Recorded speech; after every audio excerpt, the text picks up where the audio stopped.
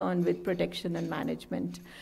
And for this purpose, to have an approach, an overarching management authority is required by the World Heritage Committee.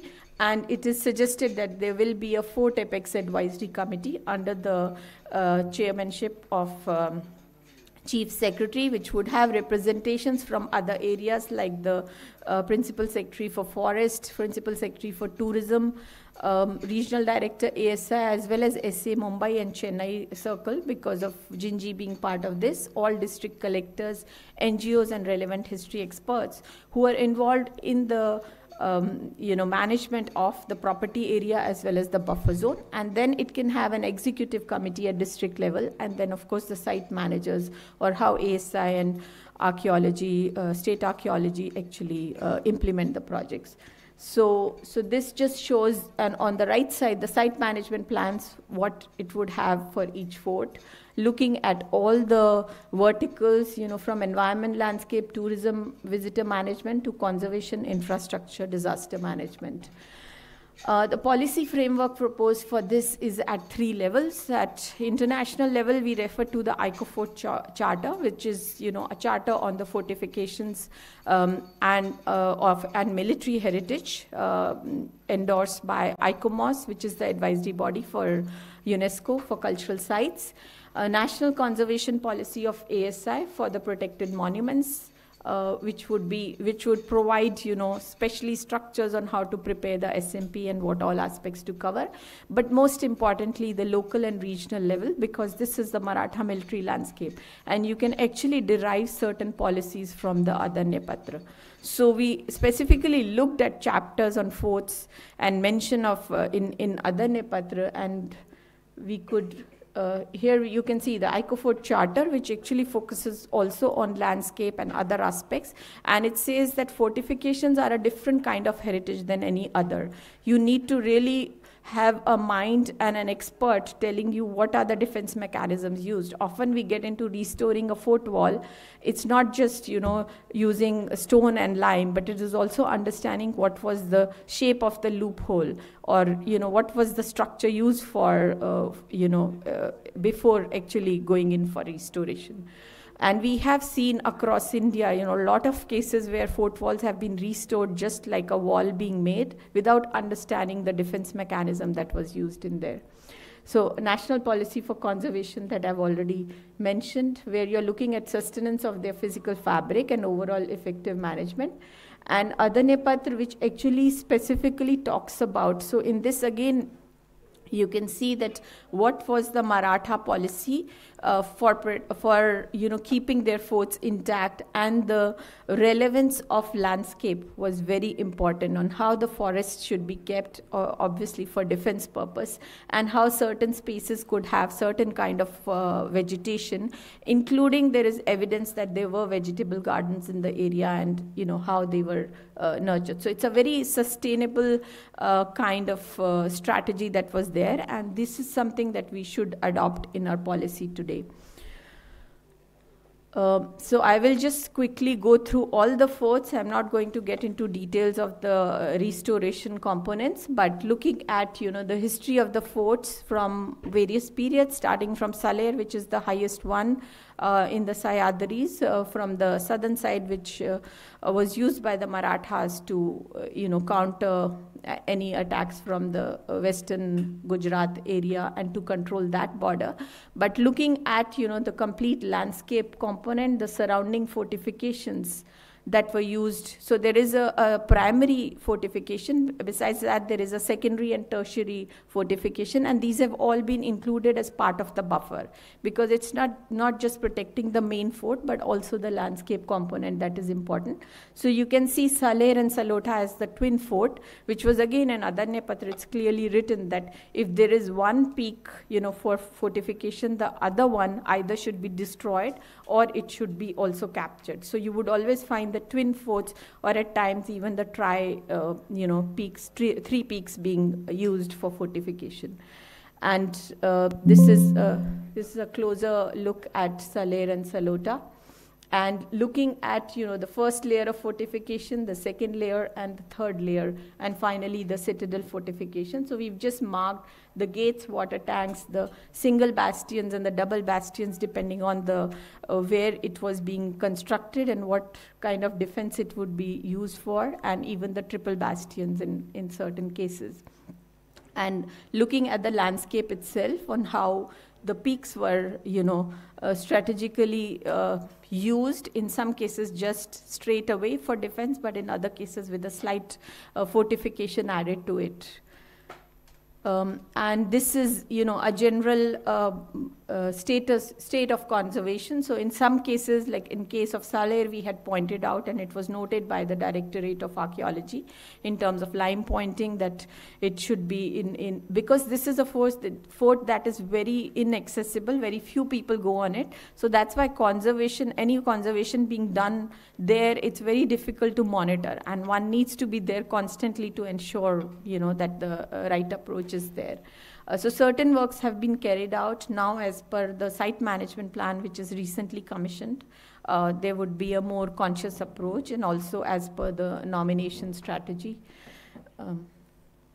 So this is how we are creating sort of an action plan, looking at what is critical in the fort, what needs to be taken up immediately in 6 months to 2 years, and then 2 to 5 years. And this is what the detailed site management plan would actually elaborate further.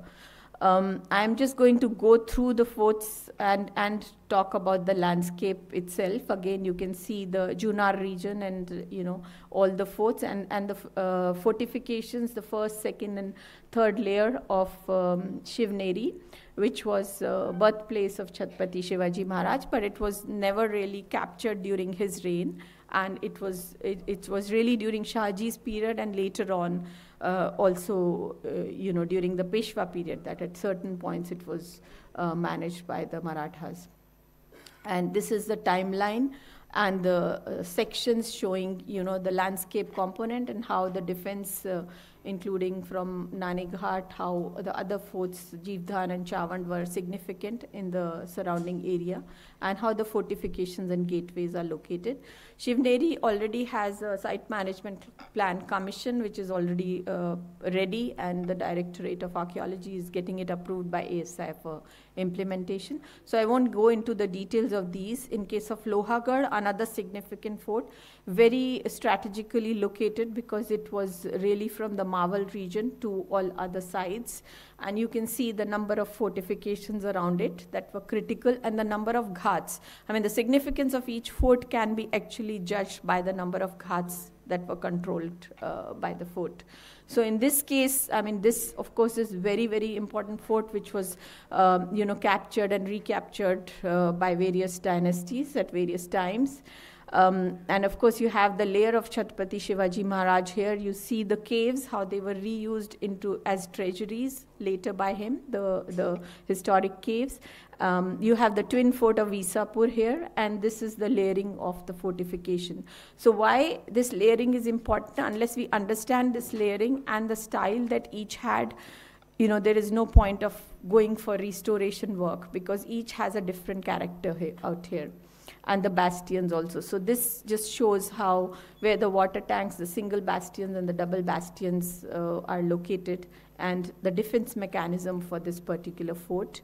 What is very significant here and exceptional are the gateways, which were actually done by the Peshwas later. So you see these gateways, which do not allow for any blind spot, and are excellent as a defense mechanism. So here you see these exceptional features. So each of the 12 fort has some exceptional feature, because of which it has been selected, which is different from the other fort. And that's part of the UNESCO nomination, because you need to have a different attribute which is exceptional in each case. It can't be repetitive. So these are the details of the gateways of Lohagarh, the kind of loopholes, the cavaliers, and the cannon spaces that you see here, the embrasures in the parapet, are a more evolved kind that you see out here. And this is the general state of conservation and issues that we see. Of course, there was a recent issue of heavy visitation, and that is a major concern in most of these forts. When you have too many visitors and the access is narrow, how to manage that. And again, like a sort of a timeline on what can be taken up first and what needs to be done later. Khanderi, which was another strategical sea fort, developed during the last phase of Chhatrapati Shivaji Maharaj, and there were battles fought here, but very critical fort because of the way the island was located and how the entire fortification was constructed. It is also, this was one fort that the British were very concerned when they got the Mumbai port on, this being a key issue. Because it was with the Port Authority, there have been a lot of later interventions here which need to be taken care of. And this is some of our pictures from the site visit where we feel there is a concern that needs to be addressed, especially if it's going to be nominated on the World Heritage List. Raigad, it's being conserved now under the Raigad Development Authority. And of course, one of the most, the capital, second capital for Chhatrapati Shivaji Maharaj, and one of the most extensive fort in terms of its defense, in terms of its range of typology of structures that you see, including the bazaars and, the royal quarters, which you don't usually find in any of the other forts. So the defense, again, looking at all the surrounding forts, the number of ghats it has, and then the twin fort of Lingana, which is right where, for monitoring it. These are the layers of fortifications and the single, double, triple bastion, and it really uses the natural, terrain to its maximum potential for defense. These are the macro sections showing Raigad and Lingana and how, the defense strategy worked, where the Mahadarwaza is located and the other Buruj. Rajgarh, his first capital, which is again one of the most unique forts in terms of its planning, because each fortification, each area works as a separate fort. So the three machis are fortified in themselves besides the Bale Killa. So you can see the number of defense mechanisms here. This is the timeline.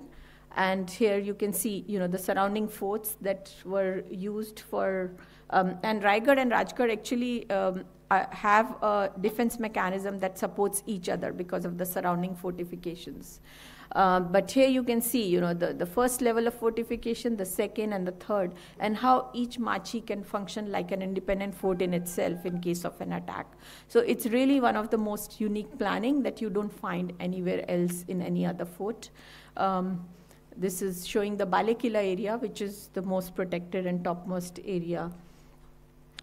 And the three machis, the Padmavati machi, where you can see the bastions, the water bodies, and all the supporting. The Sanjeevani machi, which is really unique. And you can see the planning of Sanjeevani machi. This kind of machi is not found anywhere else in any other fort. So you can see the levels and, how there is a false wall completely, and then there is another one. And the way this machi has been designed, it's really truly exceptional as a defense mechanism. And of course the Suvela machi. So this fort itself has, even the darwazas are, very uniquely designed for defense. You can see out here. What is very interesting is when you look at the site terrain is how they designed, and actually they got the machis at the same level, the gates. So this is when we looked at the sections, we realized that they are at the same level. Like you can see Sanjeevani machi and Suvela machi in the fourth section. And this shows that when they were planning the fort, there must have been someone who would have stood on a hill across, looked at that and looked at, a marker. But it's amazing that that kind of accuracy is achieved. And this is one example, but you have this kind of accuracy in designing of the fortifications and a lot of others, which we are still researching on. Pratapgarh, which of course is known for the battle with Afzal. And these are the series of events that took place there. The kind of course, right in the middle of the forest area. It is an excellent example of forest typology of forts with the surroundings. And also, if we look, this is one of the first fortifications. You can see the ideas, where you see the machis more evolved in case of Rajgarh, but this is the first kind where you see a single fortified three-layered, fortification. So in fact, if we look at the entire fort, it is sort of like, an extended machi out here. And these are the details showing, the surroundings of the Javli forest, which really worked very well for its defense, and how the bastions were located strategically in each of the viewpoints of access, and the details of the bastions out here. So this shows the posterns and the main gate and how the entire fort was planned, including the indirect entrance for the gateway. The state of Pratapgarh, because it is and has been under the trust, and there are certain concerns, there are people living on it, there are issues of encroachments, again that needs to be addressed in the site management plan. There is a draft site management plan already prepared, which would be adopted as it gets notified, and a detailed action plan. Swarndurg, which is under the ASI, one of the most unique sea forts, because you can see, the plateau on which the fortification stands. Otherwise, you have the sea forts just coming directly, from the water. So this has a unique geology that needs to be understood while addressing conservation works here. But this is also currently, not, it has too much vegetation growth and has not been accessed. Like, there are places which are inaccessible. Even we could not go to all the areas of the fort. So this definitely needs to be taken up urgently. It shows the surrounding fortifications and how the triangle works in terms of defense, and the bastions themselves, and the first and the second layer of fortification that exist in Swarndurg. Sindhudurg, I'm sure most of you are familiar, one of the most extensively studied and researched forts of Chhatrapati Shivaji Maharaj, as it came up as a counter to Janjira, and how Padamgarh and Rajkot Fort worked in association with this, So for all the naval activities, how these were supporting Sindhudurg, and in the larger region, macro level. So this shows, the routes, how the defense mechanism worked, what were the watch points, and how the control was kept.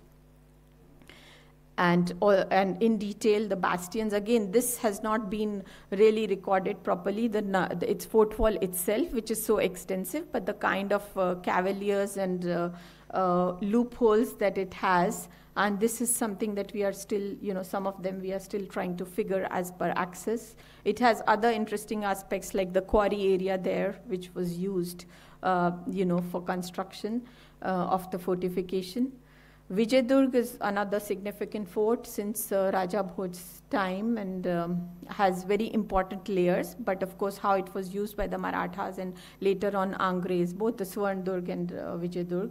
And there are very good records of this fort, the battles fought by the Marathas during the Anglo-Maratha War also. These are the details showing, the gateways which are distinct, the bastions, and of course the natural wall in the sea that was used for defense, which is, the undersea wall, which was used for stopping the ships. So this worked very well as a defense mechanism for the fort. And Panhala, this is the last one. I will not be showing Jinji since we are talking specifically of Maharashtra. But looking into Panhala, again, another very significant fort with the historic layers. This is a historic map from City Palace, Jaipur, which actually has Jai Singh's complete record of the Deccan forts since he was studying it to dialogue with Chhatrapati Shivaji Maharaj, and to look at how Mughals can conquer these forts. So, of course, it has Pavangarh, which was later fortified by the Marathas, so showing the strategy that they always used of adjoining fortification in the landscape. And looking at all the layers of fortification here and the bastions, this is also looking at, the gateway locations. This is one of the British period maps of Panhala and Pavangarh. And such maps were created during the Anglo-Maratha War, but looking at specifically the issues, understanding the problem here, we really need to look at, I'm just going into a bit of detail in this last fort, but looking at environmental, geological, material maintenance issues, why the stones are getting deteriorated or getting into detailed studies. And some of these have been undertaken. In case of forts, we also need to look at the geomorphology. In case of Panhala, it is evident from the landslide zonation map that there is an issue of landslide here, which would be there in many forts, and that comes into a larger environmental zone. So often, we may just be restoring the fort wall, but if the base itself is not strong, it's going to slip away. And it's not only in Panhala, you see it in the Sanjeevani Machi when you're going to that in Rajgarh, and you see that, there is regular erosion. So that should be the first thing to address, because unless you have the base right there, and this is beyond just the Directorate of Archaeology, we need to dialogue with the Environment and Forest Department and look at, solutions for these so that the original fort wall doesn't fall away. This is just showing the previous works and studies that were carried out and issues of damage, whether it's vegetation or natural issues like the deterioration of fortification, bulging, loose, and missing stones. And it's quite a challenge, of course, to conserve this. You can imagine the manpower and technology required. So it's a mammoth task, I think, looking at these forts. This was a study carried out by researchers in Panhala, and you can look at the kind of analysis, XRD analysis of the stone, and looking at, how this was done in one of the palace structures there. But it shows, with time, with direction, what is the weathering of the stone material. So these kind of detailed stone studies need to be carried out in most of the forts before we take up conservation works. Structural cracks that are tentatively visible. The fortification in a lot of areas across these forts just remains underground. A lot of excavation is required. So potential for archaeological excavation is immense here. And some of the structures have been excavated by ASI as well as Archaeology Directorate in other forts. This shows the fort wall broken and shifting due to settlement, overgrowth on roofs, basic maintenance issues, and this is the stone changing color from black to shades of brown and showing seepage issues.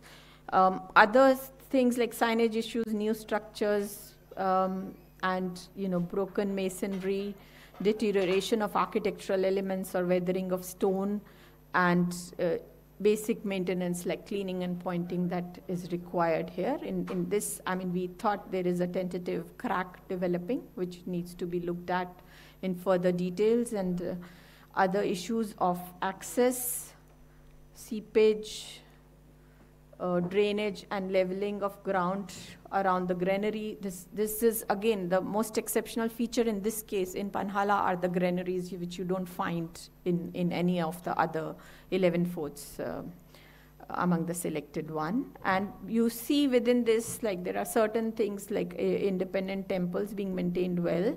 There are cave structures that require to further archaeological research, and basic signages and maintenance that is required.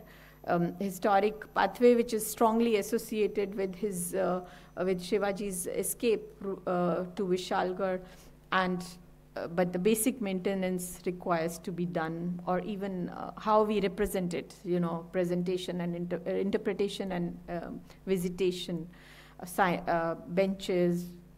There are some important historic structures which are unprotected, and new buildings that are developing. So serious issue of control guidelines that need to be developed, especially in this case.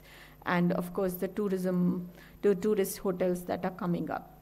and kiosks, etc., for visitation. So for all these, coherent language is required.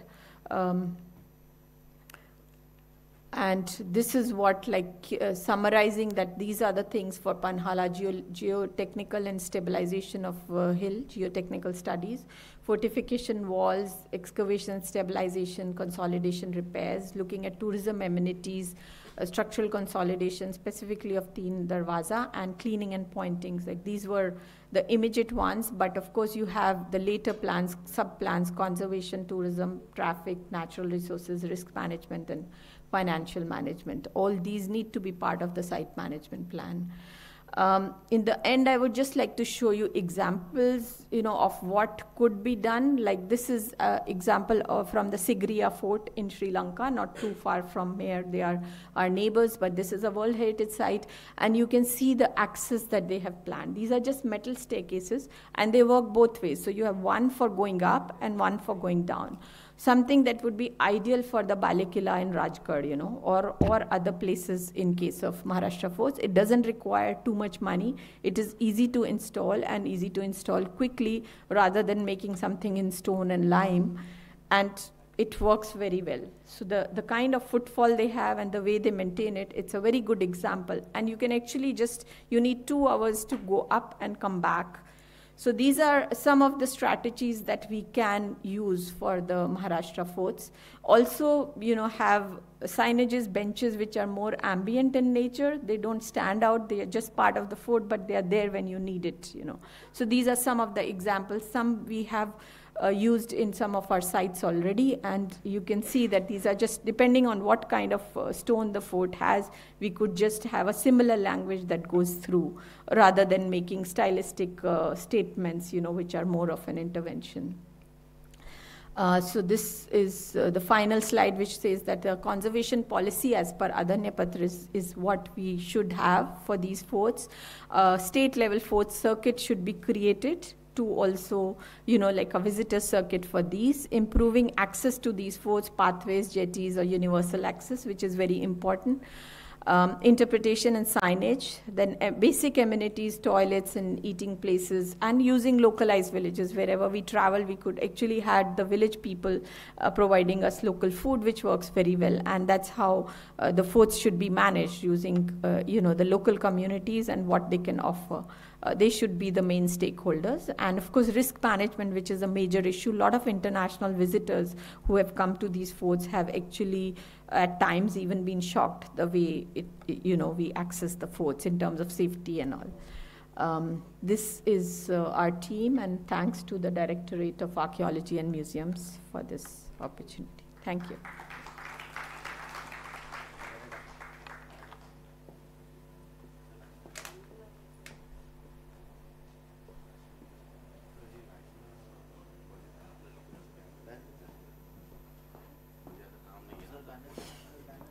Thank you, Dr. Shikha Jain, for the wonderful insight and the process of how to make dossiers, right from establishing the OUV and till the management framework in context of Maharashtra.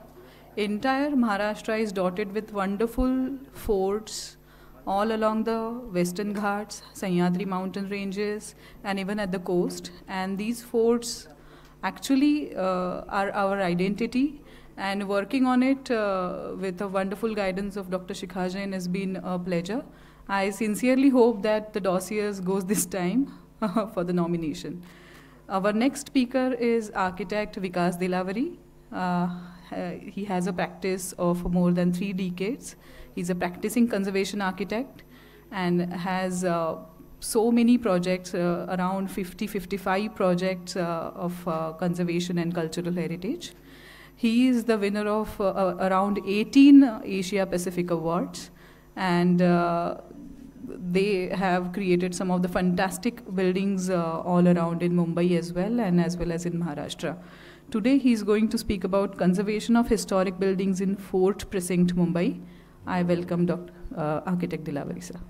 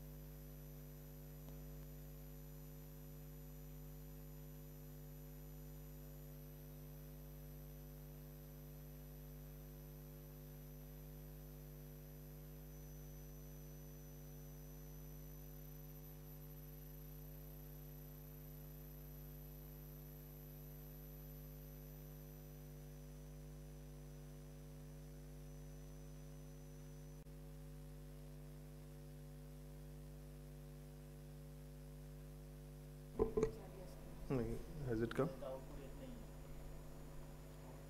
What is the button to be pressed here? There's this one to be duplicated. And you have to duplicate, right? Yeah. So there's some button, right? This Not one. this one. Duplicate.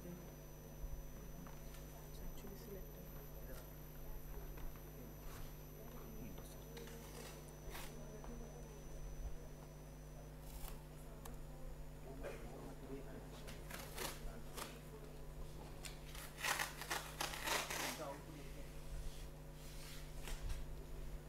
Okay, then put it in your appendix, this thing.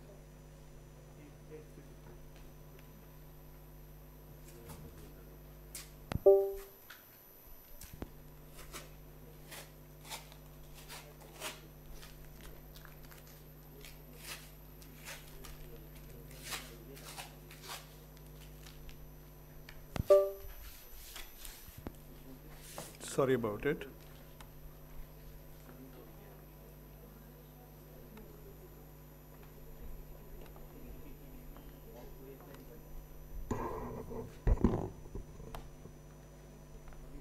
Give me a pointer.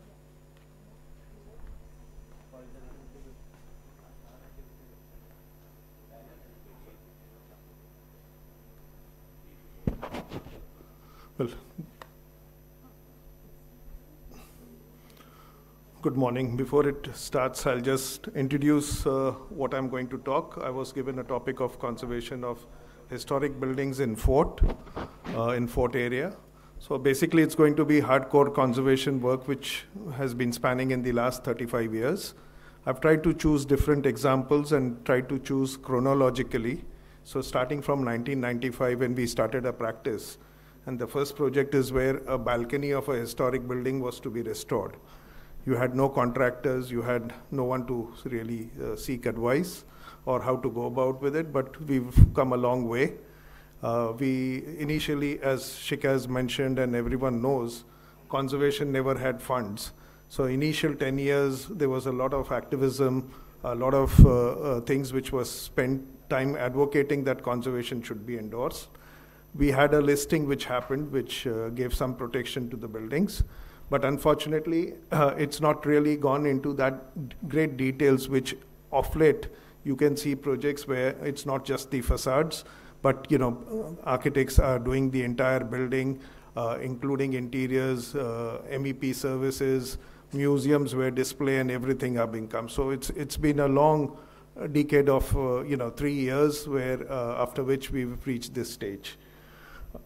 This is a fort area as what you see in 2013.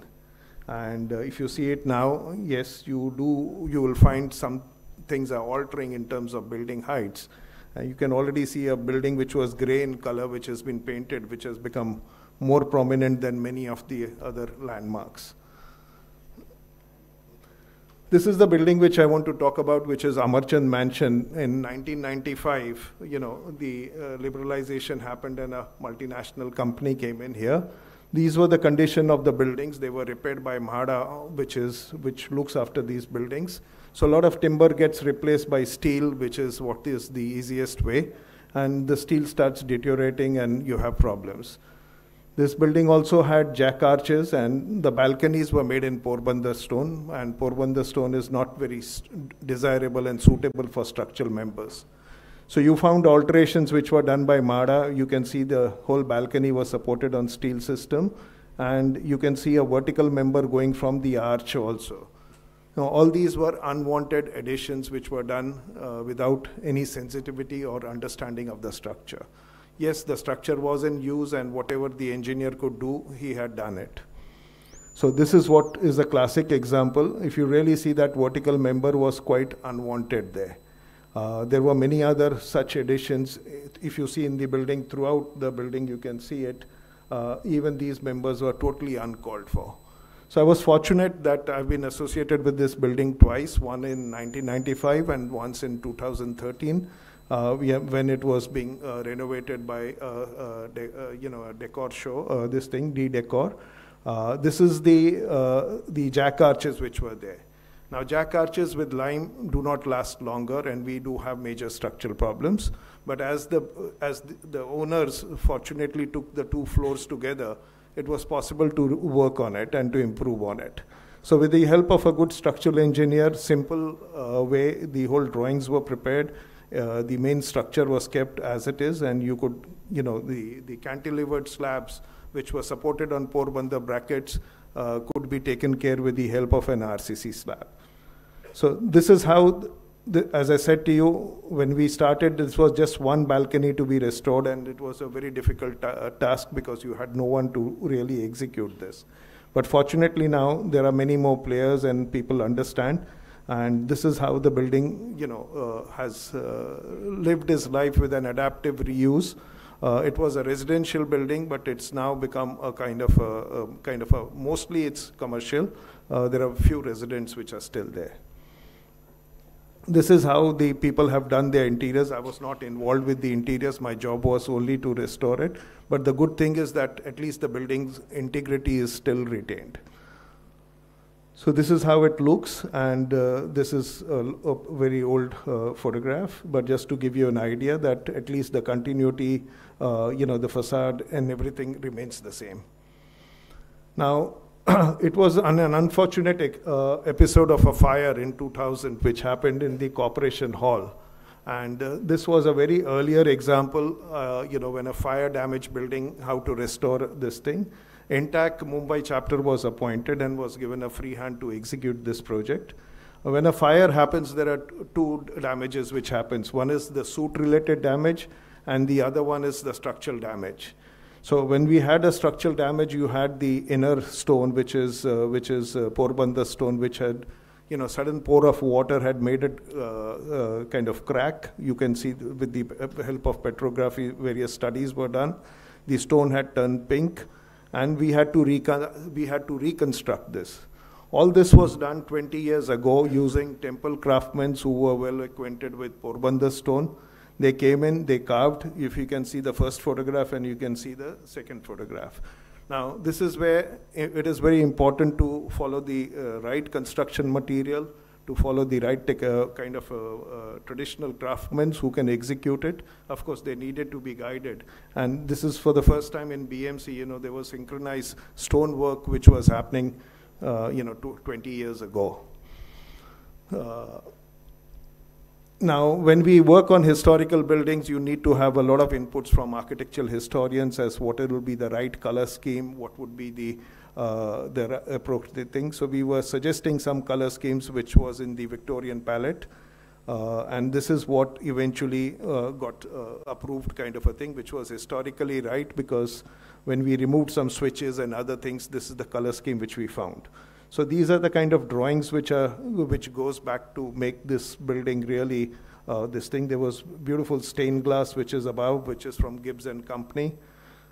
And of course, there was damage which was irreparable. With the help of conservators, we got it cleaned. You can see the conservator had done a trial patch, but unfortunately the gold gilding could not be retained. So we had to redo the gold gilding. And that was done to highlight the kind of architectural grandeur which the building had. Once this was done, the people started seeing and observing it, but otherwise it was totally ignored.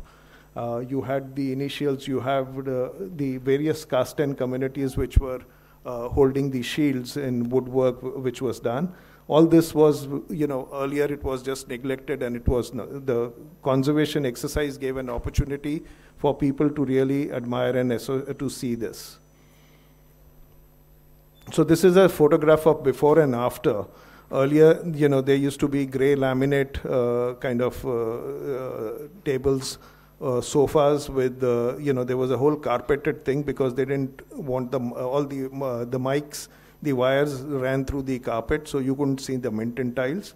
But on the right, as I said to you 20 years ago, we suspended, we had suspended mics from the top, and we removed the wire mess which was down. So the Minton tiles were visible.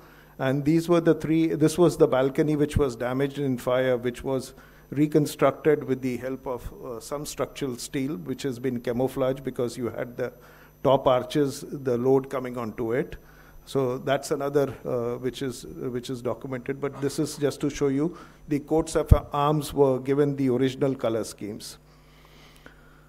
More important when you conserve, when you do a conservation exercise, is to reuse as much of the material as possible. So whatever came out from the teak wood joist, which was burned down, was used to make the moldings of the same joist, which is down, which is below, so nothing was going waste.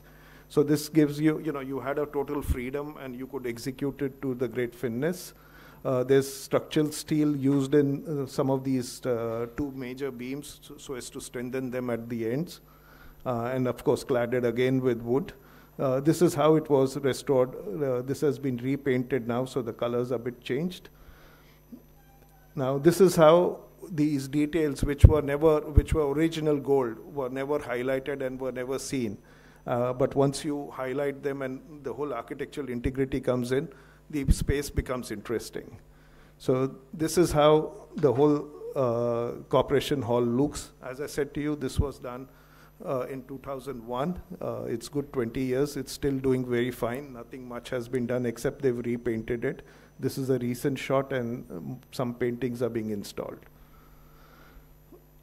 Yeah, then just to show you how different challenges come, this was a building which had caught fire in 1985. So one portion of the roof was damaged. It's a corner site, and many times in Mumbai when you work, you're located on a corner site on a major arterial road. There's no open spaces, so how do you reconstruct the trusses?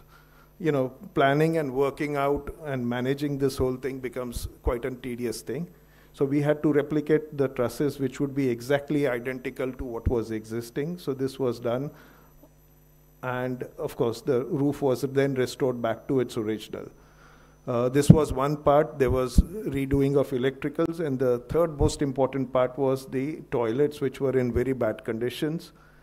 Conservation is not just glorified cleaning of facades and just doing Minton tiles and replica of Bharat tiles, but many a times I've spent 2 years renovating these toilets because this is how the condition of the toilet shaft was. And this is how it becomes. And the good thing is Mr. Ratan Tata's office was located on the top floor. And this is the same building. It takes this much time to get the building back into original shape. So this work kept on going in phases. It's well kept by Tata Sons. There's another example which I want to show you where you have a very palatial building, one of the most ornate buildings of 19th century, but unfortunately because of Rent Control Act, this is where it lands up to be. It took me 10 years to restore because there was no money at all. The ground floor space was used by an advertising agency, so they started paying some market rent, and that market rent was plowed back to the building. And we managed to do the important structural parts, first restoring the facades, just getting it back to original, removing the paints and just cleaning it. Then repairing the gutters, which were very unique zinc sheet gutters with small details, which is like a small gutter on the eaves, if you can see. So these were, we could do, with limited funds, we could do very little, but it happened in a span of 10 years. Many a times, less funding is beneficial for conservation, and this is a classic example. Had there been more funding, we would have gone toss with completely redoing everything. So this is a classic example where, where things, what is minimum is what is required to be done. This is the kind of interiors which it has. There was very little to be done. We've just done the color scheme. And the lobby where the artwork to Prince of Wales Museum in Dorab Tata and Ratan Tata Gallery. But this building got a facelift. And now it's demanding the market rents. There are more people who are coming in, and the money is being plowed back. So what took 10 years, now after every 2 to 3 years, the building keeps maintaining itself. This is another example where very strangely a builder or this thing approached a conservation architect saying that I purchased this building. I want good rents to come. So he vacated the tenants and he wanted an architectural language which will help in earning him more revenue.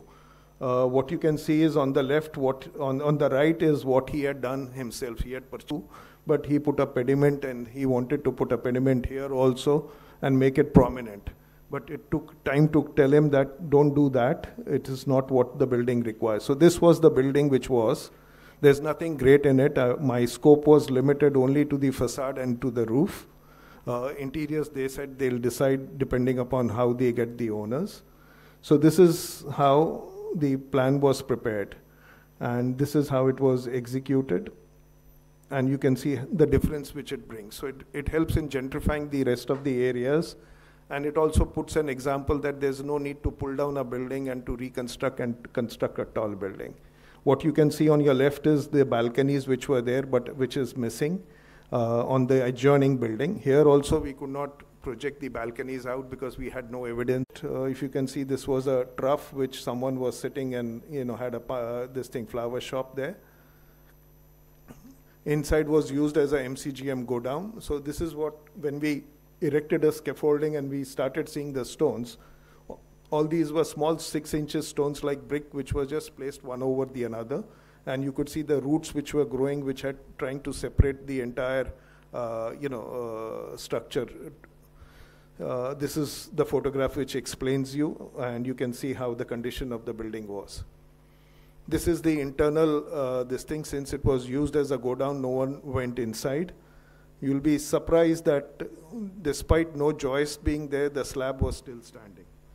So that's amazing part of what the old building teaches you sometimes. And very interestingly, this is, this was the fountain, but they had kept a syntax tank, this thing. But again, as I said, never used. The clock was not functional, and we had to restore that too. Now, these were the drawings which were prepared, which joists to be repaired and how to go about with it. We had a major problem here is that, as I said to you, the building was not very intelligently designed because you had a very large stone which was, the center of gravity was tilting out. So we had to, and that was posing a problem. So we, with the help of a structural engineer, we had to design an inverted beam which will help in holding it. And there was a proper RCC slab put. Since the stones were, staples were added to help ground level, but the original ground level and the original flagstones were there. And these niches were there which were used religiously to light lamps also. So we restored these levels back. We could locate the original drain, although the road levels have come higher, but the drainage was still effective. And we had to work out. Now, many times the challenges are there that you cannot envisage what are the problems which we'll have. There'll be a lot of unwanted, undesirable activities. Here the scaffolding was only used to help in propping, supporting, and investigating. This was a PPP project which was sponsored by Kalagoda, so it was easy that we could work it out. You could see the stones were slipping out, so we had to hold them with the help of tie rods. And if you can see the scaffolding trusses, the scaffolding pipes, they are also holding the cornices which were corbelling out. So this is how a strategy was worked out. This is how the repairs were carried out. You can see the, the slab was just sitting on the teakwood joist, not going in, as a result of which the water used to seep in and the ends of the joist had rotted. So there was improvement which was done. We decided to insert the slab going inside. The joist was specially designed with small caps so that the rot doesn't happen at that end. And this is how a bison board was put and an RCC slab with an inverted beam was put. These are the structural details of using, how the wall was anchored with the beam, and this is how it was executed. This is the work in progress outside. So this is how we worked this out, and you can see the stainless steel